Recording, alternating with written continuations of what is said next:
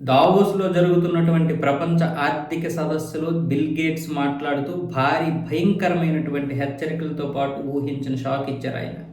ఆయన ఒక అధిపతి, టెక్ దిగ్గజం, మైక్రోసాఫ్ట్ ఫౌండర్. ఆయన ఏం చెప్తున్నాడు?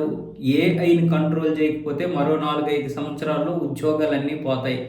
ఇప్పటికే లాజిస్టిక్ అలాగే ఈ కాల్ సెంటర్లో కింది స్థాయి రోల్ అయితే ప్లే చేస్తుంది ఏఐ, అంటే రీప్లేస్ చేసేసింది.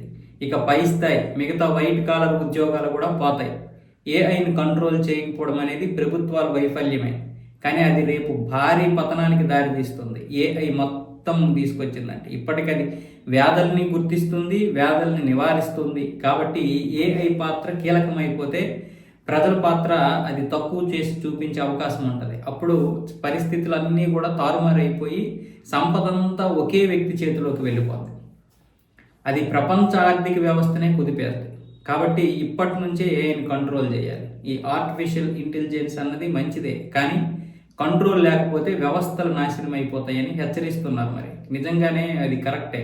ప్రభుత్వాలు కూడా దీని మీద అన్ని అంటే ఇప్పటికైతే ఏదో పెద్దగా సాధించేస్తాం అనుకుంటున్నాయి, కానీ రేపు ఈ విధానం కనుక వచ్చిందంటే మరొకసారి 5-6 సంవత్సరాల్లో అది పెద్ద మార్పుకి నాంది పలికితే ఎంతోమంది ఉద్యోగాలు పోతే అవి ఆత్మహత్యలకు దారితీస్తాయి.